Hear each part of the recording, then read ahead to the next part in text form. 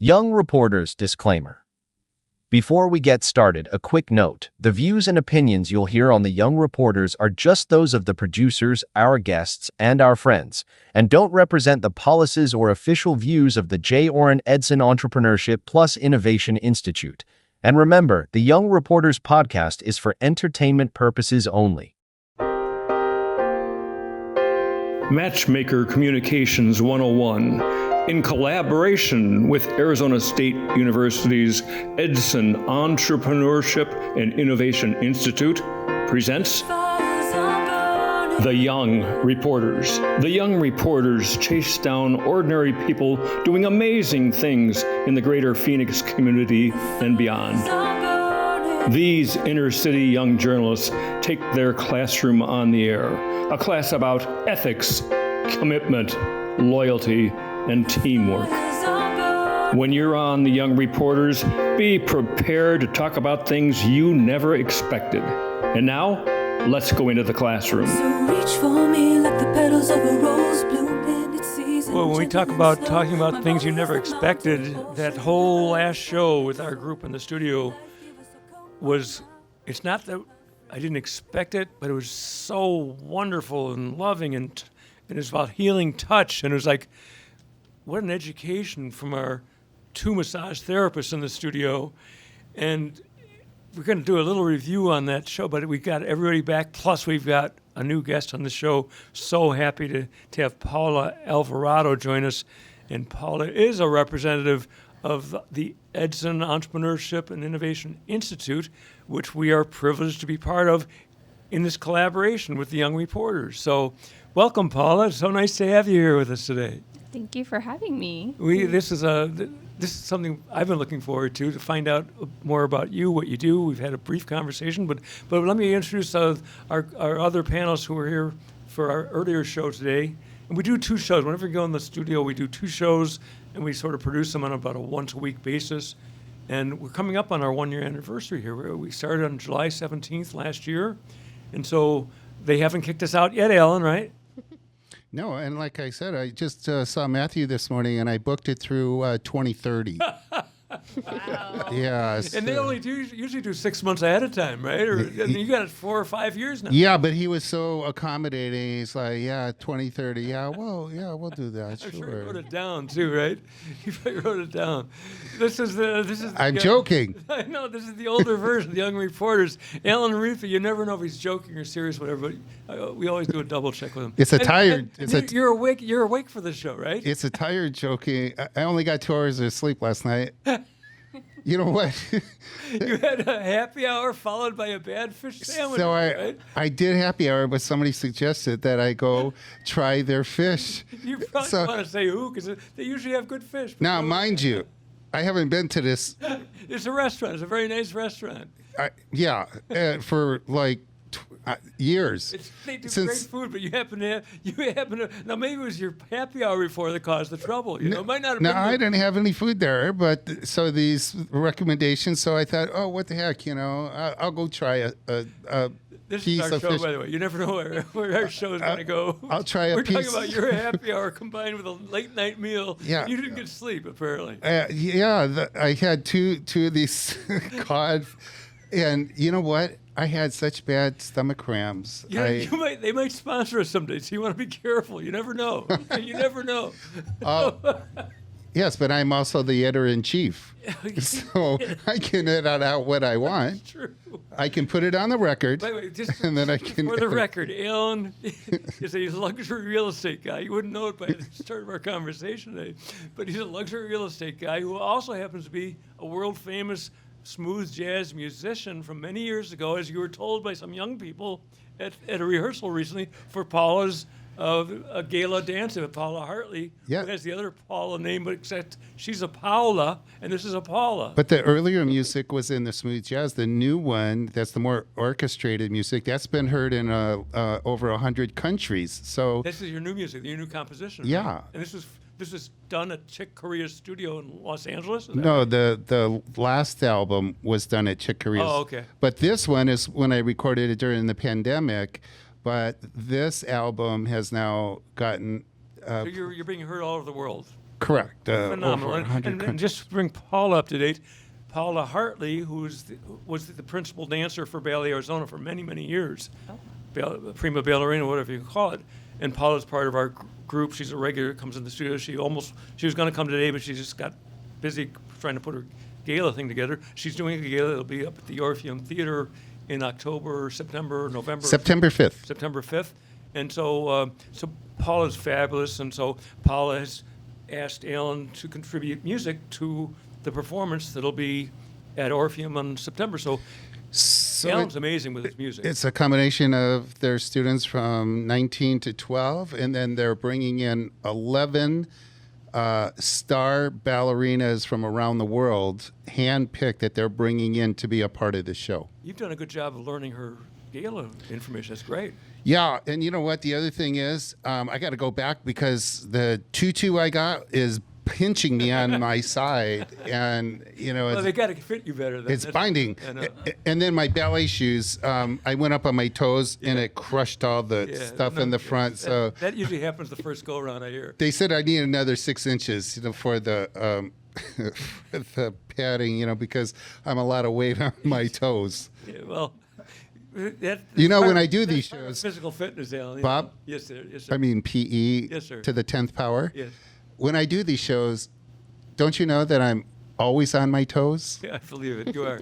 By the way, Alan, he's won like Emmys for his work So Alan's a very multi-talented guy. He's a lot of fun. But let me get to our other real guest, okay? Alan, is that all right? No, this whole segment is about me. I just All right. So since we've done our first go around with Michael Tapscott over here, and who to bring Paul up to date, Michael is the founding director of the Gateway Community College School of Massage Therapy, and he's also finishing up his first 5-year term on the State of Arizona Massage Therapy Board, one of 5 people, and they've just asked him to sign up for another 5 years. So this is a guy who's playing a big role in our community of healing touch, and I love one of the things that Michael said earlier is that being on the board is not like the fun he usually likes, because it's like,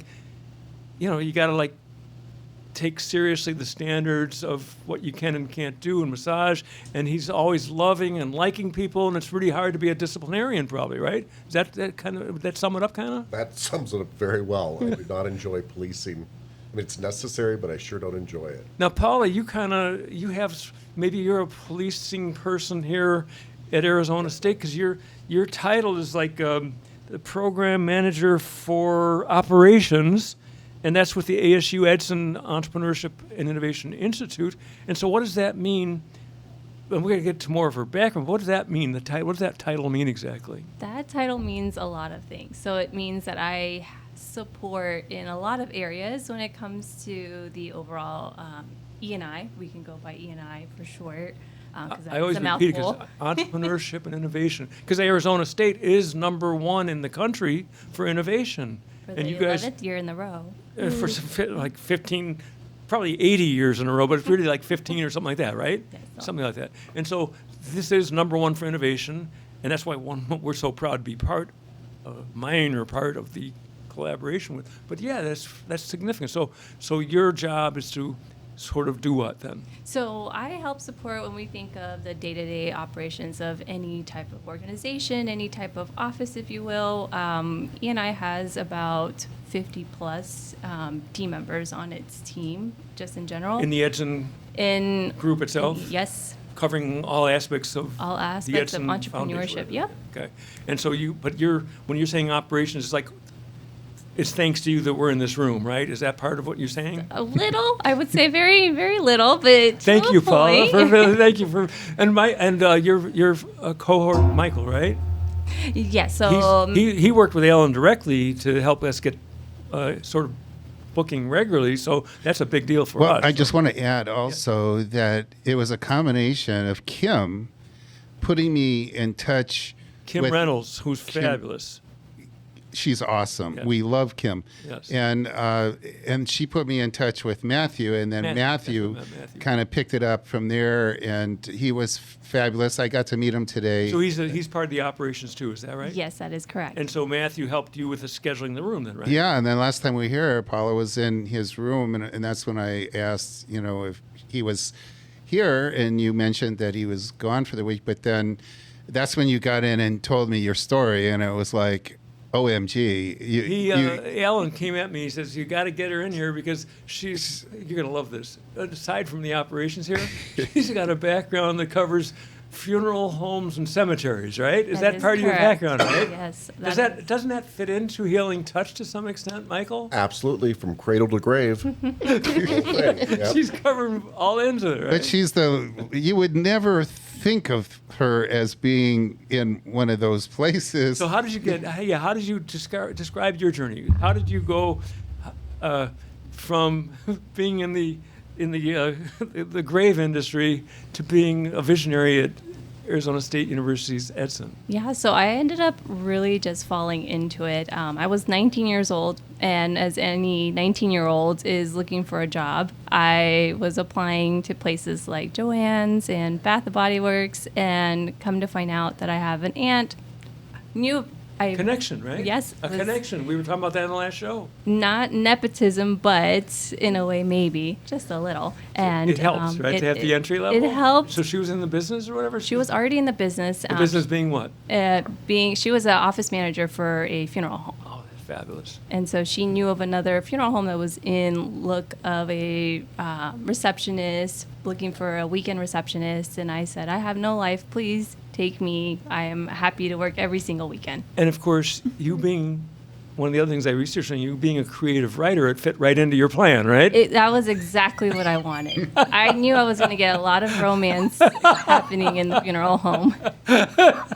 So how did you find a way for it to relate to creative writing? I really honed in on the stories that you hear from families. And so I think that being in that moment in time, that grieving, time, you do hear a lot of stories. They have their story to tell. Our last show kind of ended the last segment with Joan describing her own personal grief experience from 5 years ago and relating it to the healing touch that's in this room with both Lindsay, who's a massage therapist, and Michael's background is that. We'll get more introduction on that. But so this really does tie in. Everything connects to everything. You just have to ask enough questions to figure out where it connects.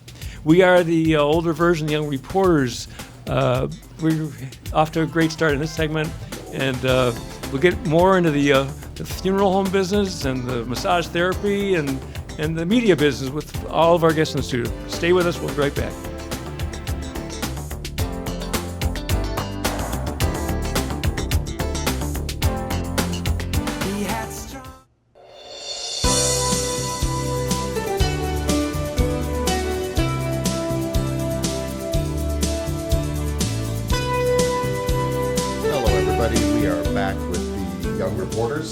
I am your host, Mike Tapscott, and we're here with a new special guest. We want to weave her back into the show because when we left, Paula, you were talking to us about funeral homes. But more importantly, Bob said something really interesting. He said, if you ask enough questions, everything connects.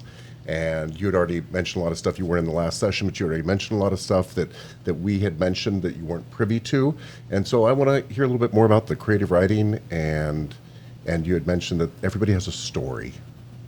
Yeah, so I was an avid reader all through high school. I feel like that's what ended up getting me here. I loved my paranormal romance, what we now know as romantasy. I feel like I stumbled into romantasy? Is that what it's called? Yeah, that's paranormal fantasy. Is that what it is? It's yes, so romantic fantasy. Oh, okay. And so I like to say that I was probably one of the first. Back then, at that time, I won't say how many years ago that was, but definitely in that time, loved reading, figured, you know what, I want to make and write worlds that people can get lost into. So kind of went to school, wanted to get my creative writing degree in that, and then, now I look at ChatGPT and I'm like, what was the purpose? But, You live and learn.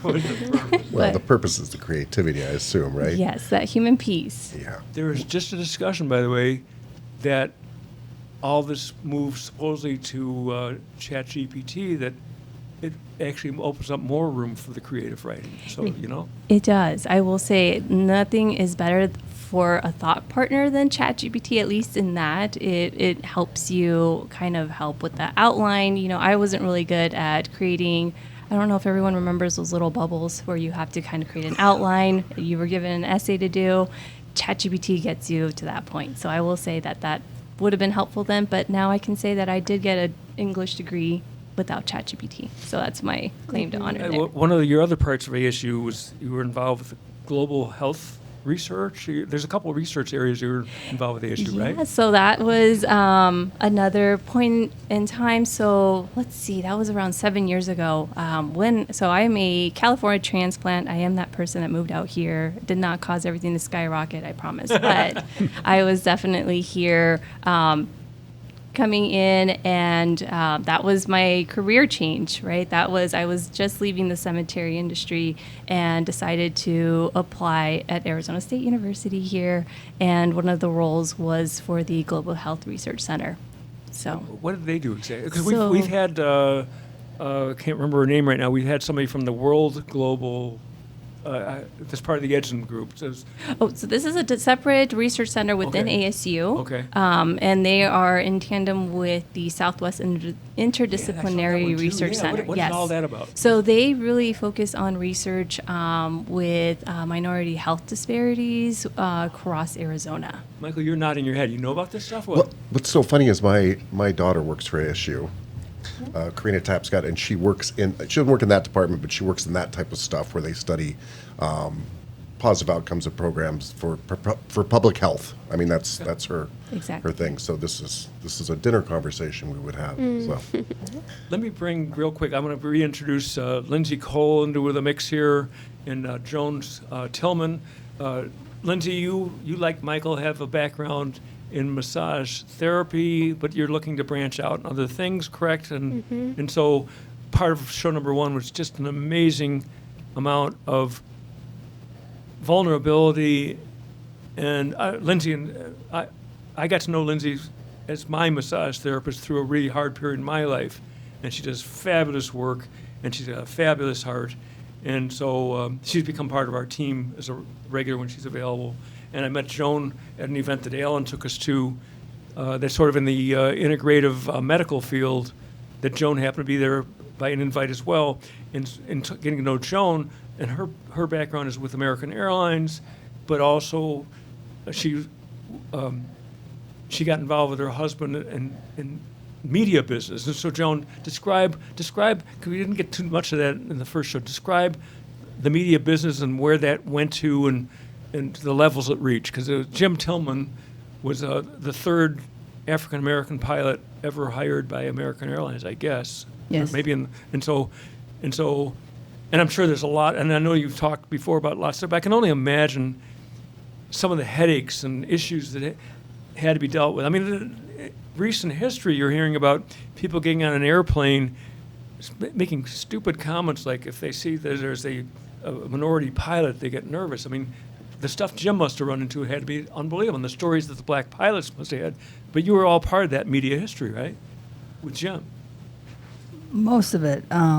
He went through a lot of that history before the two of us got involved with each other. As a young person, he always wanted to fly. From the age of 5, he wanted to fly, and there were certain obstacles along the way. And he self-described as saying, he was a little kid in the South, essentially. He grew up in Oklahoma, and who would ever even dream? His parents' friends would tell his parents that somebody ought to tell this little boy he's never going to be a pilot. Wow. He's probably even never met a black pilot. And then Jim's comeback to that was, I'd never met a white pilot either at the time. but he had seen this airplane fly over and asked his father what it was all about, and said there were people in the front that drove the things, and he said, that's what I want to be. So anyhow, he had a lot of trials and tribulations getting there. And even after he was hired by American and went through, there was still not a lot of resistance, because most of the pilots were professional enough to understand that he would not be in the cockpit if he wasn't qualified. But there were some who held on to strict, strong racial beliefs that no black man could ever be worth his salt and good enough to fly.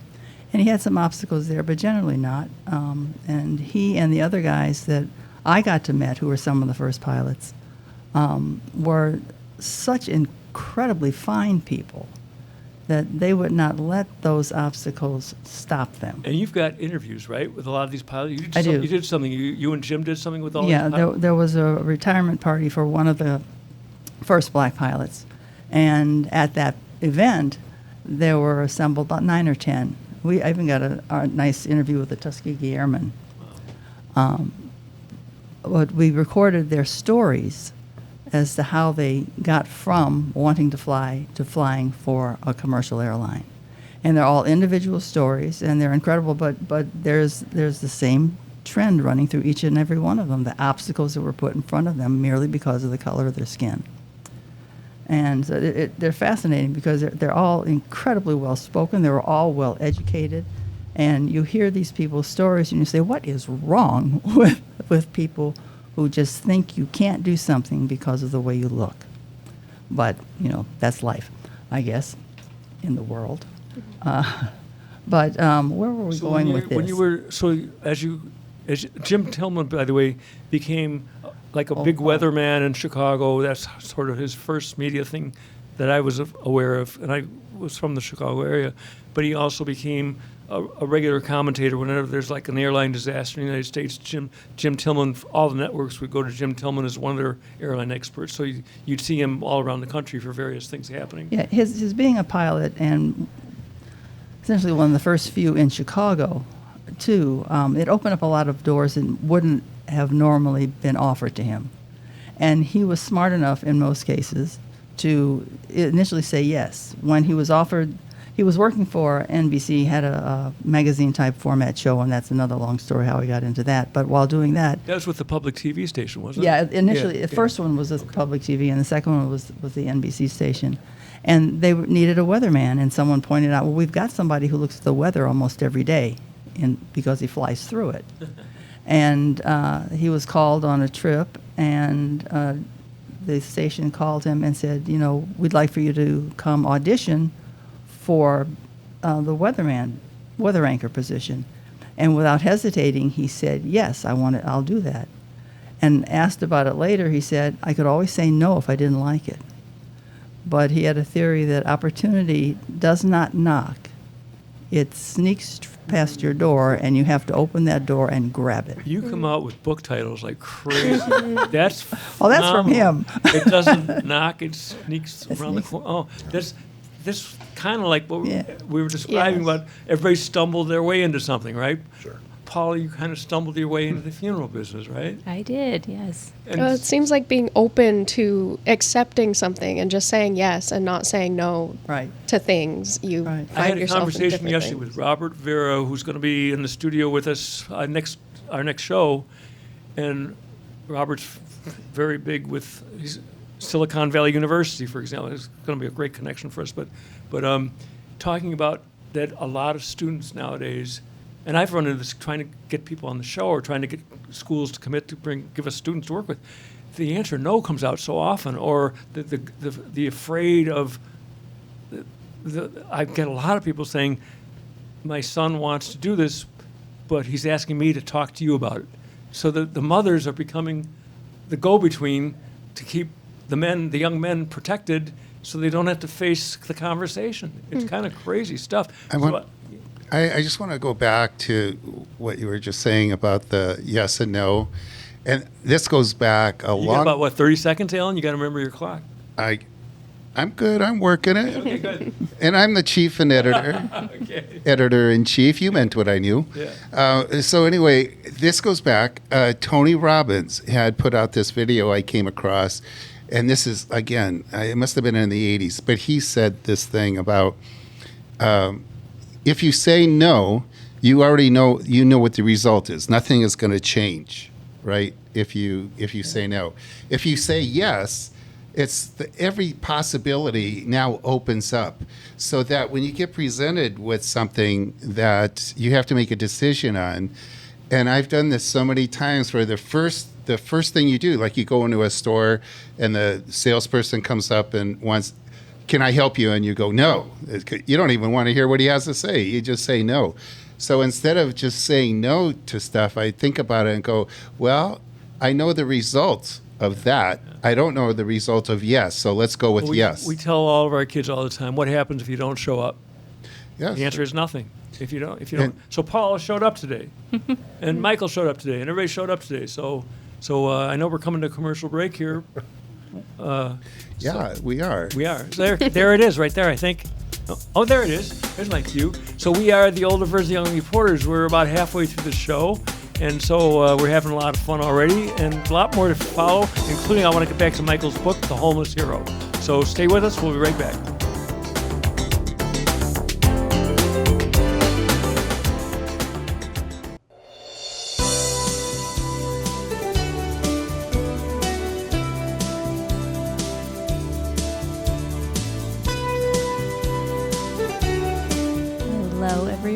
Welcome back to the Young Reporters. I am Paula Alvarado, and I am your host. And I'll go ahead and I have a question for Joan, because right here I have in front of me a couple of books, and I knew that I heard a resounding poet. I'll show them to the camera here too, so Joan gets a little publicity. We got open a window, walk through a door, let ideas in to let inspiration out. And the other one is I Choose Happy. So go ahead with your question. Yes, I know I'm jumping in halfway. But Joan, as a writer or as an aspiring writer on my end, what would you say, how do you feel having these already out and published, or at least in front of you? Something tangible. It was a very interesting process that it all came about. The I Choose Happy is like the latest work, and that came from just looking at the world around me and deciding that you have a choice in whether or not you can accept these things and be totally gloomy and let it bother you all day, or you can look at it from the other side and find the happiness in anything that happens. It's not always easy, but it is a choice that you can make. The other book started before the I Choose Happy, and I don't know exactly what prompted me to start it. I think I know where the first poem came from, and it came from my realization that at some point in everyone's life, you understand that there are fewer years ahead than you have had before you got to that age, and that if there's anything that you thought you might want to do or continue to do and you haven't done it, you're wasting a lot of time, and you better get started pretty quickly. And then from there, I just started looking at events and thinking about life and my view on certain things. And I have a little introduction to each poem that I wrote. It is all in verse. I'm not an open-ended, free-form type poet. I believe in things rhyming. I think I'm that old school about it. But I do have an introduction to each poem that I've written. Paula, you did a great job of stepping up and boldly becoming, there's like your third segment on our show, and it's pretty unusual to have somebody take the lead role that quickly in our format. But we do this with the kid. When we teach kids, we want them to have the boldness to what it's like to be the show host, and what that does for whether it's the kids or whether we work with homeless people in the future or anybody else that's dealing with self-esteem issues. All of a sudden you can go from being invisible to being highly visible in the community, and all of a sudden you can get, first you'll feel better about yourself, you can get the job, you can get into the college, whatever. It's saying yes to the opportunity, which is what we're all talking about. I love the fact I Choose Happy related to you coming out of the funeral business. It's very interesting. Exactly. That's the thing that comes up. And so it's generally a kind of a sad, it can be a very happy, and believe me, going to wakes, so that can be a really fun experience sometimes, but it can be a really brutal experience. Michael's book, which is another one of those areas that's like, you think, well, that's kind of tough, but he wrote a book called Homeless Hero because Michael went down on a mission to go down to a homeless campus to thinking I might write a book about this. I mean, what was that process like? And speaking to a person who's looking at her next step in terms of what she's going to write or how she's going to do it or when she's going to publish it, what was it like for you as you approached that journey? Had you written a book before, The Homeless Hero? It was the first book I've ever published. Wow. And it's the easiest type of writing because I didn't really write it. I interviewed people. And if you ask the right questions, then it's a lot of editing, right? But creative writing, what you do is much harder to create dialogue that's not there, to create a storyline that's that's not a there. screenwriter type thing, right? Right, And so, that's a whole different thing, isn't it? So what I was doing is collecting stories and saying, hey, there's a theme here. And there's a lot of my own word there too, but it's reality. And I think that's much easier to write about than it is to generate reality and such. So how hard is it as a creative writer? When Michael's telling you that, do you agree with what he's saying? What do you think? I will say, as someone who is unpublished and has barely written anything, it is very hard. It is very hard to come up with something out of nothing. And your category is, what did you call it? Fantasy romance? It would be a romantasy, would be kind of the genre I was always interested in, kind of dabbling in. And so how do you start yourself? How do you actually sit down to start yourself? Yeah, so I will actually say that I'm not sure, this is probably going to age me. There was websites like Fanfiction, Quizilla.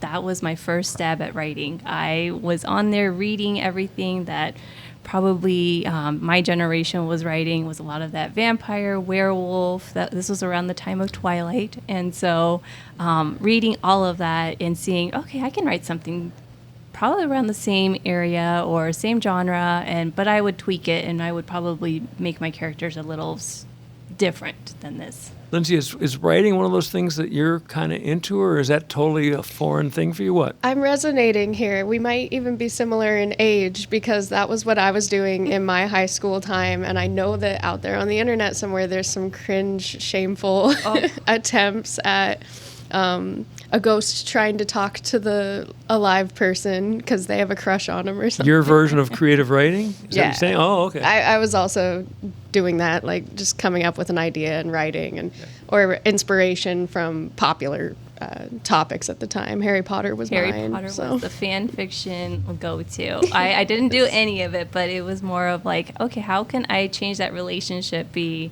these two? I actually ship them together, and so I want to rewrite them. There's currently a composition notebook that's left at my parents' house and haunts my dreams sometimes. But is it sometimes easier, like if two of you got together to do something, as opposed? I mean, sometimes you get co-authored books, right?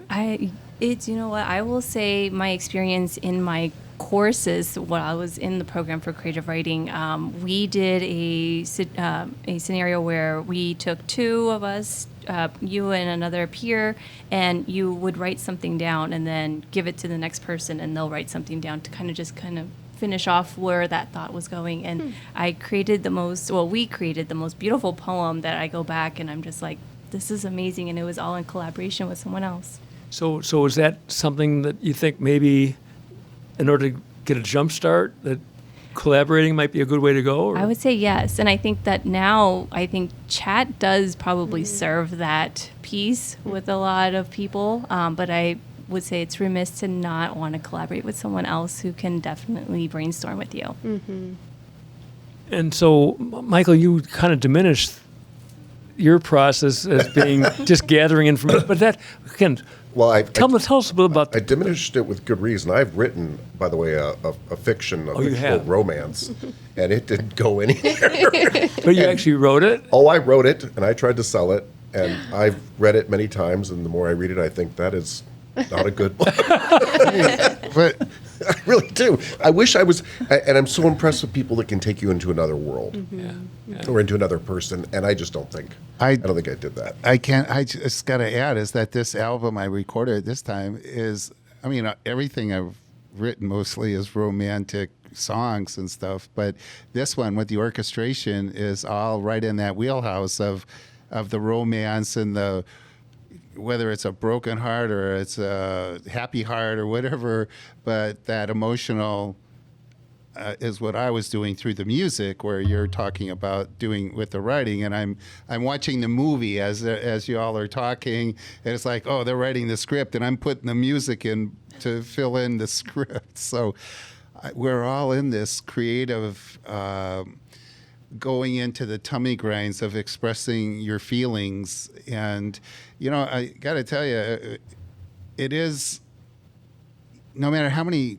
songs I write or whatever, when you release it, it's such a part of you that you're taking and exposing, and you're exposing yourself to the world to criticize it, or to take a very personal feeling and let everybody see that, and then see the reaction, and that it's not always great, but it's a big part of you. So each one of these songs that I've written is such a little nugget of me at that particular time that I wrote it. Well, that was something I was going through. Yeah. And I go back to the way we started show number 1 today is that the healing touch, that what Lindsay and Michael do as part of their professional work, it's the same. From my outside viewpoint, they're visionaries, just like ASU Edson people like Kim and Heidi and Linda. Phenomenal visionaries. They're connecting dots like crazy, and they are finding connective tissue. That's what they're working with, the body, and it is very creative. And they are innovators. They're entrepreneurial in what they're doing. They're bringing something new and unique to them, and they're bringing it to the massage table, and it's a phenomenal skill set, and it's a life-saving thing. And so what you did, bringing that, and I don't know how much you brought Healing Touch to the Human Services Campus, but that whatever you brought to the Human Services Campus is huge, because you're helping people who need some assistance with that. Well, you and I talked about Don Shires briefly, and some of the really neat stuff that I was a part of but was not my vision was recognizing on the Human Services Campus that the human component, the Human Services Campus, is the most important thing, because when you have homeless individuals, people always think, well, they need to eat, and they need a job, and they need a house, and 100% they need to eat, need a job, need a house. But really, it's about stuff that we've all touched on here, right? About creativity and self-esteem and all of these things. And so the programs that we did that were really exciting there were the ones that we did that were very radical, to try to teach soft skills and to teach happiness. And one of the ones we did, as a little cliffhanger here, was we did that through teaching ballroom dance. Which we're going to get to that. I love that. And we're going to get to that to start the next segment. I think that's going to be our last segment. Stay with us for one more segment. We got a great group here again, as usual.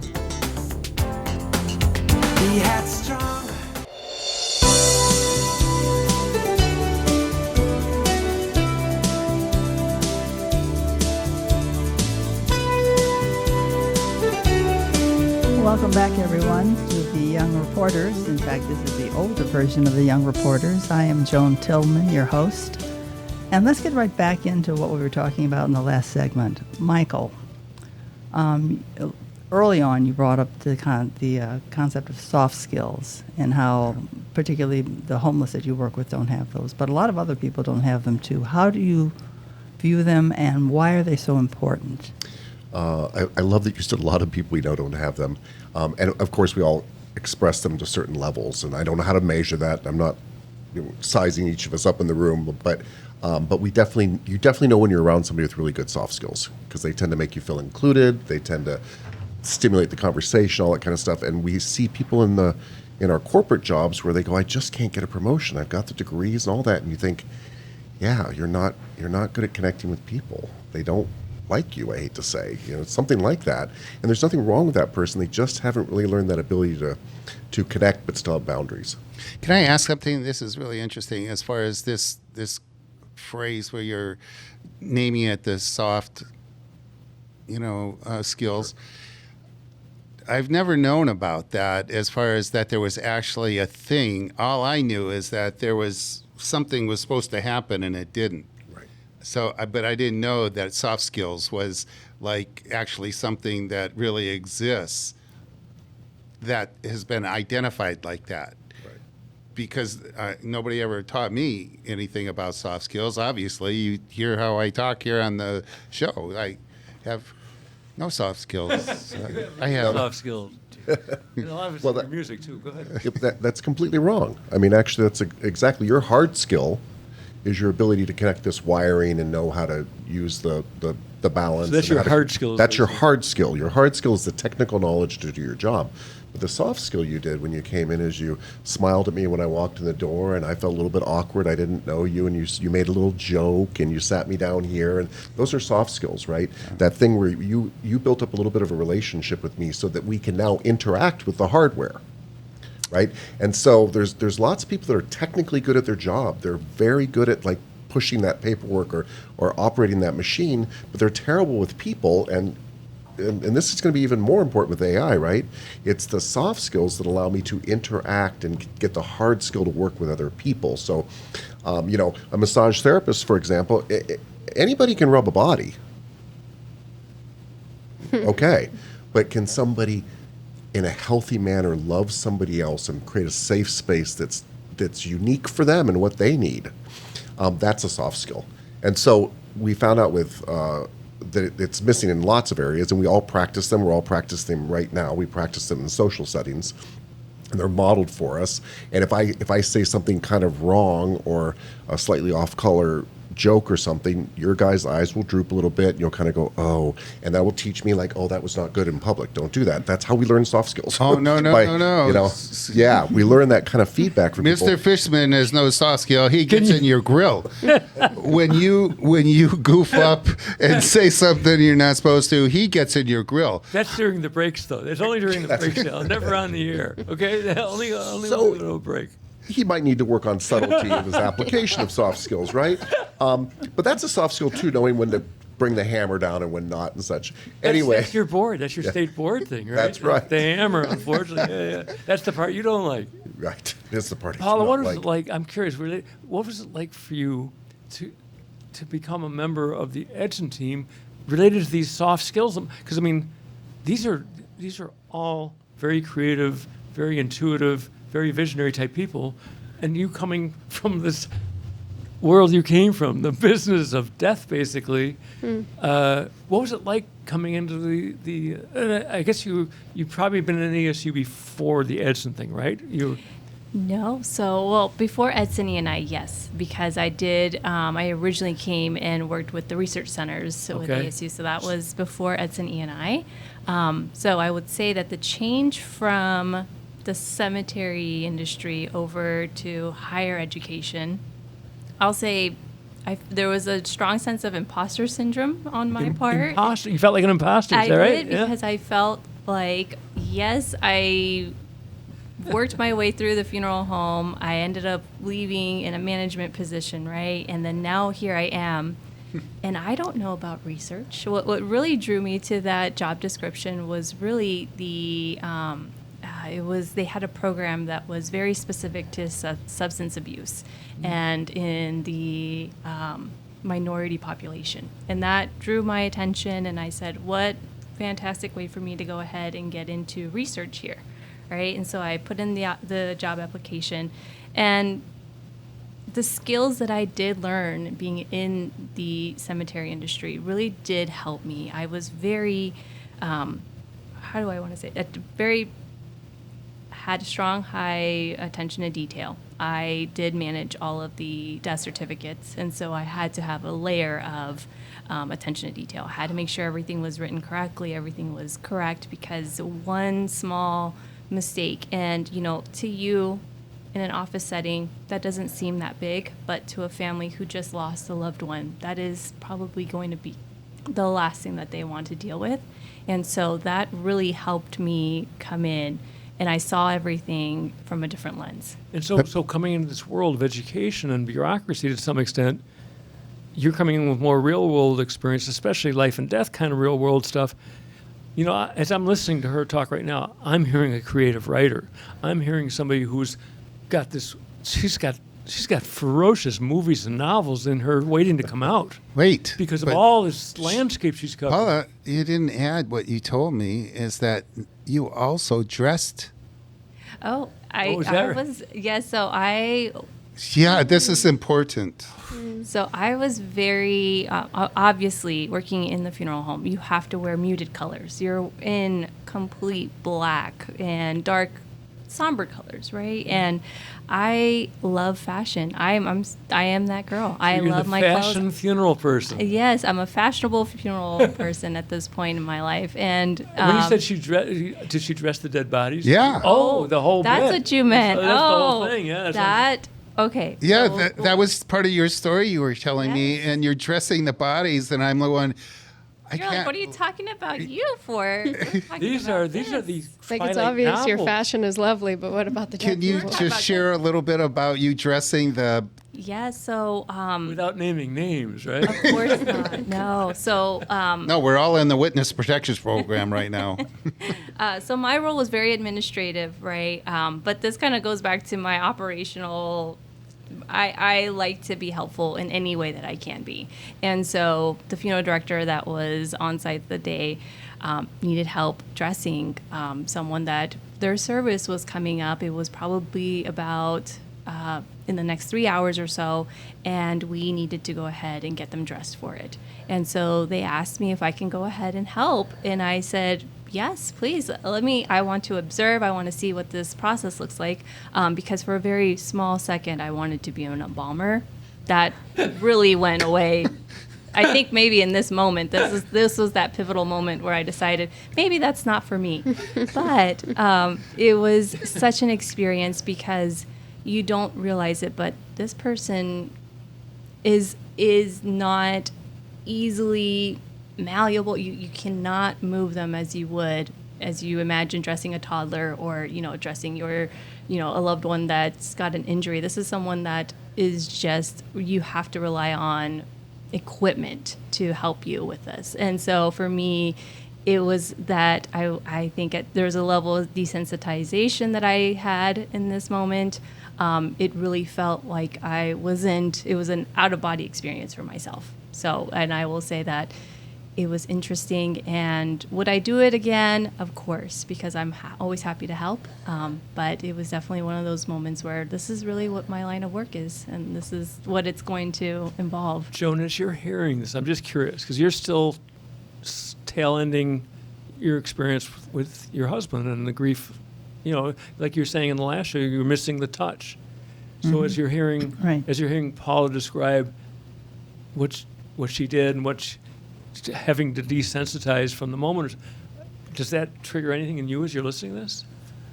It doesn't trigger anything negative. Okay, good. To me, no. Good. And the circumstances were such that Jim's desire was to be cremated, but I did ask the funeral home to dress him. I wanted him cremated in his American Airlines uniform. And I had him dress him in that for my viewing only. And he was so far afield from what he really looked like that I didn't even get close to the viewing. I didn't. I saw it from afar and said, no, I'm going to remember him the way I remember him, not the way he is laid out like this. So I didn't have to go through a lot of that. And he knew even if he had a regular burial, one of the few things we agreed on was that no open casket. So, I mean, I can imagine it's very difficult, not dressing, to dress a non-living person. But it didn't have any real bearing on, it didn't add to my grief. As we're coming to the my end of our experience show, with them. do you have a comment on that? Yeah, I feel if anything, it's comforting to see your compassion and to know that it's people like that were Yeah. handling the situation, helping out. I'd also like to weave it back in and remind you that what you did bring from all those jobs is your soft skills through. So working in a funeral home, you learn to deal with sensitive, tricky situations. As a manager, you learn to deal with sensitive, tricky situations, and that carries through Well, 100%. Just in hearing you, I mean, to get you for this one show today is great. You are a writer. You have such a compilation of background that ties in with the fantasy romance, whatever you call it. It ties in with all that Twilight type of stuff. All that because you're covering so much ground. Some of the better movies you ever want to see are like involving those multiple aspects of stuff. You've been in the death industry. You're in the you're covering so much ground, and there's creative mysteries or creative romance, whatever, and all this stuff you're describing. I really encourage you to sit down and make some time for that. You're describing some great stuff. Thank you. And I will say I might have to come back so that way we can make sure that you have romanticy down. Romanticy, yeah. Eventually I'll get the word. We are the Romanticy Show, the older version of the Young Reporters. We've had a great time with our 2 shows through this group. We've had in the studio, we've had Alan Ripa, Lindsay Cole, Paula Alvarado, Joan Sujet, Michael Tapscott. Who could forget about Michael Tapscott? Me, and I'm Bob Fishman. We get everybody back here. You guys are all part of the team now. And thank you so much for being here. We really appreciate it. Say yes to opportunities. Watch for the door opening. Don't close any doors. Well, happy birthday, Paula, from the